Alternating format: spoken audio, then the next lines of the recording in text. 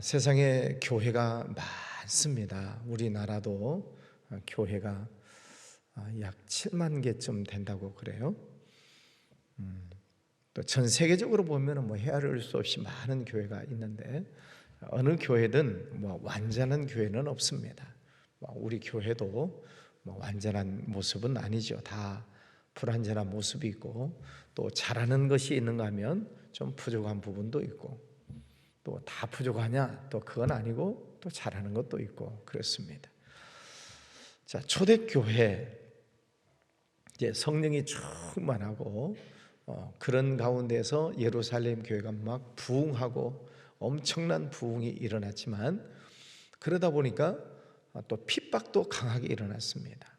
유대교로부터 핍박, 또 로마 제국으로부터의 핍박이 일어나니까 그렇게 부흥했던 교회가 흩어지는 것입니다. 사방 팔방으로 흩어져 가서 세워지는 교회들이 많이 있는데, 그 중에 하나가 고린도 교회입니다. 이제 고린도라고 하는 이 도시는 항구 도시예요. 그 옛날 2000년 전 항구 도시. 지금도 그런 부분이 우리나라에도 있습니다만, 이제 항구 바닷가는 우상들이 있는 곳이 많이 있습니다. 그리고 이 고린도라고 하는 도시도 이제 항구 도시이다 보니까 사람들이 왕래가 많고, 또 돈이 많이 돌고, 또 우상 숭배하는 것도 많고, 돈이 많다 보니 세속적인 윤리적으로 타락하는 문제들도 많고, 그런 도시예요. 그런 도시에 교회가 세워지니까 그 도시에 살고 있는 사람들이 교회 안에 들어와서 생활을 하는데, 그 도시에 있는 세속적 타락하는 모습들이 교회 안에 이렇게 들어와 있다는 거죠. 교회는 신성하고 거룩한 모습으로 변화가 일어나야 되는데, 그 사람이 그 사람이고 보니까 도시에 있는 세속적 문제가 교회 안에 들어와서 고린도 교회도 문제가 많이 있었다. 어제 몇 가지만 말씀을 드렸는데, 분쟁이 있고, 또 하여튼 또 세속적인 문화가 교회 안에 들어오고, 또 성적인 타락의 문제가 교회 안에도 들어오고, 또 이 돈 문제, 돈이 많은 도시였다고 그랬죠. 그게 또 교회 안에 들어온 성도들 안에서도 돈 문제가 생겨요. 그래서 돈 문제 때문에 서로 법정 소송을 하는 그런 일들이 그 당시에도 있었습니다. 결혼을 해야 되냐 말아야 되냐, 우상 제물을 먹어야 되냐 말아야 되냐, 성찬식에 대한 문제, 부활에 관한 문제 등등 여러 가지 문제들이 많이 있는데, 이제 어제는 결혼을 해야 되냐 말아야 되냐, 이혼을 해야 되냐 재혼을 해야 되냐, 혼자 살아야 되냐, 그런 문제들에서 이야기가 있었고, 이제 오늘 말씀은 우상 제물을 먹어도 되느냐 먹지 않아도 되느냐, 이런 문제를 가지고 또 질문을 하는 것입니다. 바울에게 1절에 보면, 우상의 제물에 대하여는 우리가 다 지식이 있는 줄을 아나 지식은 교만하게 하며 사랑은 덕을 세운다. 그럼 우상 제물, 우상에게 바쳐졌던 그 음식을 먹어도 되냐 먹으면 안 되냐 이 말이에요. 자, 여러분에게 질문합니다. 절간에 가서 이렇게 하여튼 그 불공을 드린 음식들이 있지 않겠어요? 불공을 드린 음식을 내놨어요. 그럼 먹어요 안 먹어요? 생각을 해보실 것 같은데 이쪽은 자, 또 다르게 지금도 제사를 지내는 가정이 있어요. 제사를 지내고 난 그 제상에서 나온 음식을 먹어요 안 먹어요? 먹어요?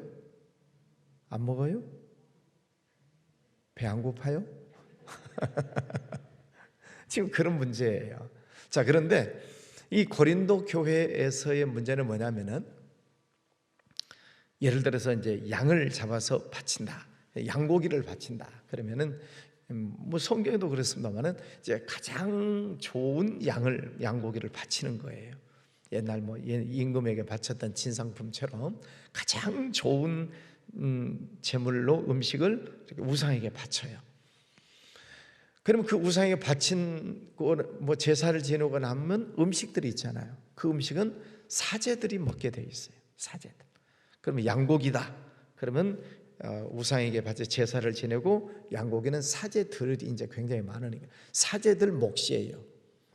그걸 다 먹을 수는 없지요. 뭐 양이 얼마나 많겠어요? 다 못 먹어요. 그러니까 양고기의 일부는 뭐 사제들이 먹겠지만은 남은 고기는 시장에다가 내어 팔아요. 그러면서 이제 사제들이 이제 파는 그 돈을 또 취하겠죠. 그러면 상인은 우상 제물로 드렸던 양고기와 일반 양고기를 섞어버려요. 중국산, 국산 섞어버려요. 그러면 여러분이 분별하실 수 있을까요? 중국산, 뭐 국산 고춧가루 섞어버렸어요. 그럼 가려낼 수 있어요? 분별을 할 수가 없어요. 그러니까 일반인들은 뭐 우상에 바쳤던 뭐 양고기든 뭐 일반 양고기든 오히려 우상에게 바쳤던 양고기는 훨씬 더 질이 좋은 것이다 생각을 하니까 일반인들은 상관없어요. 그냥 막 먹어요. 그런데 문제는 기독교인들이 이 우상 제물을 먹어야 되냐 말아야 되냐 이 문제. 이 문제가 고린도 교회 안에서 갈등이 있었어요. 왜냐하면 유대교회에서 신앙생활을 하다가 돌아온 사람들은 그는 율법적으로 안 된다. 그러면 먹으면 죄다. 이렇게 얘기를 합니다. 그런데 이제 이방인 생활을 하다가 예수 믿고 돌아온 교인들은 그건 먹어도 괜찮지 않냐. 이렇게 이제 의견 대립이 되는 거죠. 이 문제를 가지고 바울에게 질문을 한 거죠. 자, 그랬더니 이제 이 바울이 뭐라고 대답을 합니까? 만일 누구든지 무엇을 아는 줄로 생각하면 아직도 마땅히 알 것을 알지 못하는 것이요, 또 누구든지 하나님을 사랑하면 그 사람은 하나님도 알아주시느니라. 그래서 우상이라고 하는 것이 무엇이냐? 4절에 보면 우상은 세상에 아무것도 아니다. 오직 하나님만 참 신이시고 우상은 아무것도 아니다. 그렇기 때문에 우상에게 바쳐진 음식을 먹는다고 해서 8절에 음식은 우리를 하나님 앞에서 내세우지 못하네. 우리가 먹지 않는다고 해서 더 못 사는 것도 아니고 먹는다고 해서 더 잘 사는 것도 아니다. 우상에게 바쳐진 그 음식 자체가 더러운 것은 아니다. 먹어도 되고 안 먹어도 되는 것인데 음식 자체는 문제가 아니다. 왜? 우상이라고 하는 자체가 사도 바울 입장에서는 그런 우상은 아무것도 아니다. 이렇게 평가절하를 해버리기 때문에 우상에게 바쳐진 음식도 문제없다. 이렇게 얘기를 하는 겁니다. 그러니까 제사상에서 나온 음식을 먹는 게 죄라는 거야? 아니라는 거예요? 아무것도 아니다 이 말이에요. 그냥 음식은 음식일 뿐이다. 감사함으로 먹어라. 자, 그런 얘기예요. 그런데 문제는 9절 그런즉 너희의 자유가 믿음이 약한 자들에게 걸려 넘어지게 하는 것이 되지 않도록 조심하라. 믿음이 약한 자들이 있어요. 믿음이 약한 사람들 입장에서는 저 우상 제물인데 우상에게 바쳐졌던 음식인데 저걸 먹어도 되나? 안 될 것 같은데 이제 이렇게 믿음이 약한 사람들은 생각을 한다는 것이죠. 그래서 갈등이 생겨났다 하는 것입니다. 그러면서 이제 이 바울이 내리는 결론은 아무것도 아니지만 믿음이 약한 사람들 입장에서 볼 때는 시험 들 수 있다. 그런 우상 제물을 먹는 것을 보고 시험 들 수 있으니 믿음이 약한 자들을 위해서 배려해야 된다. 먹는 것을 조심해야 된다. 그런 뜻입니다. 제가 몇 번 말씀드린 것 같은데 개척 초기에 이제 교회에 이제 등록하기도 하고 나가기도 하고 이제 그렇습니다만 어떤 분이 교회에 들어왔다가 교회를 떠났다는 얘기가 있어서 왜 하고 물어보니까 목사님이 선짓국을 먹었다고. 어떻게 피 음식을 목사님이 먹을 수 있냐? 성경에는 피채 먹지 말라 그러셨는데, 그래서 알고 보니까 뭐 어디 식당에 가서 선짓국 먹은 걸 제가 어떻게 기억을 하겠어요. 근데 먹었던 모양이죠. 근데 뭐 이제 들려오는 얘기가 그래요. 목사님이 어디 식당에서 식사를 하는데 선짓국을 혼자 이렇게 막 먹은 핏덩어리가 있잖아요. 그걸 먹는 걸 보고 이제 교회 처음 나오신 분이 그것 때문에 시험 들었다고, 목사님이 선짓국 먹었다고 그랬다고 교회를 떠났대요. 그래서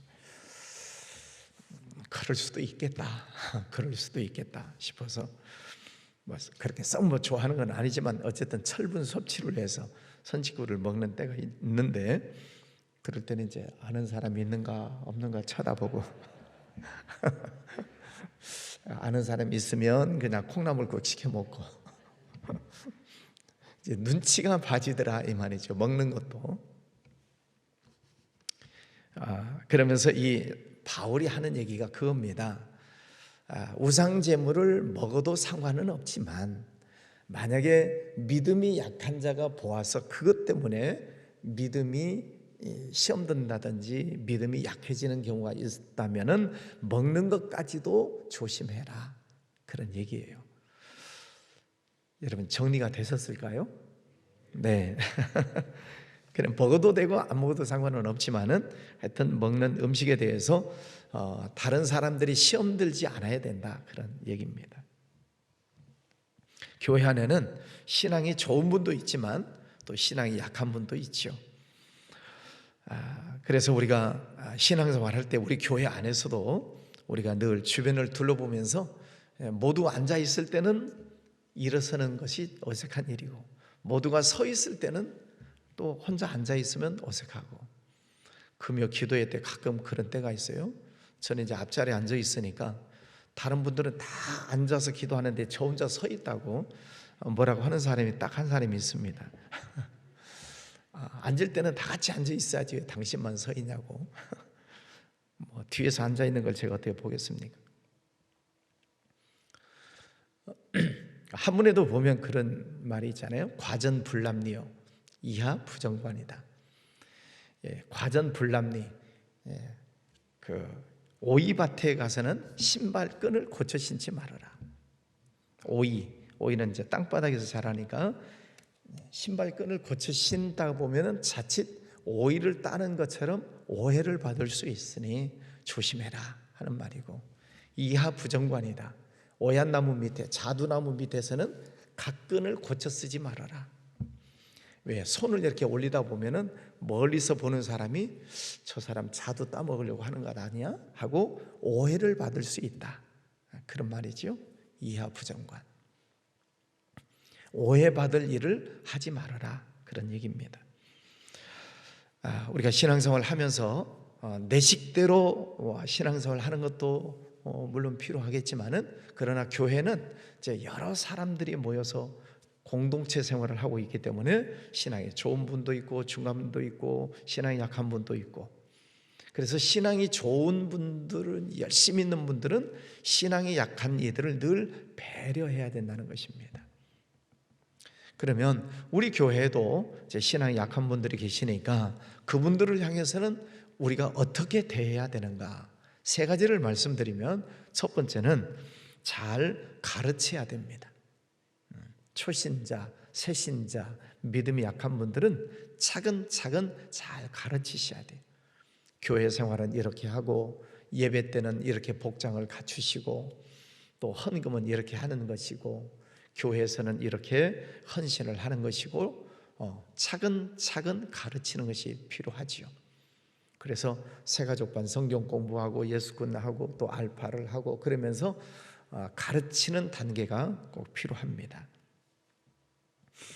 두 번째는 잘 가르쳤다면 두 번째는 이제 권면을 해야 돼요. 그래도 신앙이 약한 분들은 교회 생활 가운데에서도 조금 실수할 수도 있고 좀 부족한 부분들이 나타날 수 있죠. 그럴 때에는 이제 잘 알아듣도록 권면을 할 필요가 있다. 이제 한 단계 높은 관계이겠죠. 그래서 잘못된 것은 잘못된 것이다 하고, 가르칠 것은 가르치고, 그래서 신앙이 잘 성장하고 공동체 생활을 하는 데 있어서 잘 적응해 나갈 수 있도록 잘 안내해 주는 것이 필요하지요. 잘 가르치고 권면하고. 세 번째는 이제 내가 신앙이 약한 사람에게 신앙의 본을 보여줘야 된다는 것입니다. 말로만 가르치는 것이 아니라 이제 직접 이제 신앙생활을 오래 하신 분들이 잘 가르쳐서 행동으로 본을 보여야 됩니다. 그래서 장로님, 권사님, 안수집사님들, 제가 종종 중직자들은 신앙의 본을 보여야 된다 이렇게 말씀드리는 이유가 초신자들이 있기 때문에. 초신자들은 이거 보고 신앙생활을 하잖아요. 장로님이 저렇게 하시는구나, 또 권사님은 저렇게 하시는구나를 그냥 보고 배우는 거예요. 자, 여기 권사님들 많이 계시는데, 여러분 어렸을 때 다녔던 그 교회 권사님들 생각하시죠? 여러분들이 어렸을 때 봤던 그 권사님들은 어떤 분들이셨어요? 다 교회 와서 기도하시고, 교회 와서 다 쓸고 닦고 하시고, 말없이 봉사하시고, 열심히 충성하셨던 모습들 다 기억하시죠? 네. 근데 이제 여러분이 권사님이 됐어요. 지금 어떻게 하셔요? 그렇게 하고 계시죠? 할렐루야, 아멘. 어렸을 때 봤던 그 권사님들의 모습, 또 어렸을 때 봤던 그 장로님들의 모습. 시골 교회에서 장로님들은 교회에서 사시잖아요. 새벽 종 치는 것부터 교회 마당 쓸고, 교회 청소하고, 교회 온갖 망치질 다 하고, 그 장로님들의 모습, 어렸을 때 봤던 그 모습들이잖아요. 교회 정말 충성스러운 일꾼의 모습. 우리 장로님들 지금 그렇게 하고 계시죠? 아멘. 예, 그 본을 보여야 된다는 거죠. 본. 그래서 예배는 이렇게 드리고, 섬기는 것은 이렇게 하고, 또 교회에서 봉사하는 것은 이렇게 하고 하는 것을 잘 본으로 보여주면 이제 신앙이 연약한 분들이 그걸 보고 배우는 것이죠. 그래서 이 우상 제물에 관한 이야기의 결론은 그렇습니다. 음식이라고 하는 것은 죄가 아니다. 감사함으로 먹으면 된다. 그러나 그것 때문에 믿음이 약한 자가 시험 들 경우가 있다면 그는 음식 먹는 것까지도 내가 삼가하겠다. 바울이 말씀이죠. 하나님의 말씀을 전해주고 있습니다. 그러므로 내가 행하는 어떤 일들이 전혀 문제가 없을지라도 다른 사람들에게 시험거리가 된다든지, 또 다른 사람들에게 좀 가십거리가 된다든지, 그러면은 내 자신의 생활을 절제할 수 있어야 된다는 것입니다. 신앙이 약한 사람들을 위해서, 성도들이 실족하지 않도록. 오늘 말씀 이해가 되셨죠? 그러면 설교 그만하겠습니다. 자, 오늘 하루 생활하실 때에도 또 믿음 안에서 승리하시고, 또 어디에서나 또 하나님께 영광 올려드리는 그런 승리의 날 되시기를 바랍니다. 기도합니다. 거룩하신 아버지 하나님, 감사합니다. 오늘도 귀한 아침을 날아가여 주셨습니다. 저희들을 하나님의 자녀로 삼아주시고, 또 열심히 하나님 섬기는 믿음으로 세워주시는 것 감사합니다. 교회 안에는 신앙이 약한 자도 있고, 또 새신자, 초신자도 있어서 그들을 잘 배려하고 그들이 신앙을 잘 세워주는데 서로 마음을 다하고 사랑을 다하는 우리들의 신앙생활이 되어야 하겠습니다. 아버지, 또 이 새벽 기도에 나오는 모든 성도들 하나님 은혜 주셔서 신앙의 본을 잘 보이고, 또 모든 성도들과 함께 기쁨으로 즐겁게 생활해 나아갈 수 있도록 먹는 것, 행하는 것, 모든 것까지라도 하나님 우리가 잘 절제하고 또 배려할 수 있는 아름다운 믿음을 허락하여 주시옵소서. 또 믿음이 약한 이들도 하나님 붙잡아 주셔서 또 잘 보고 배우고 잘 가르침을 받아서 신앙이 잘 성장하여 그들도 하나님께 충성하는 일꾼들로 성장하게 해주시기를 원합니다.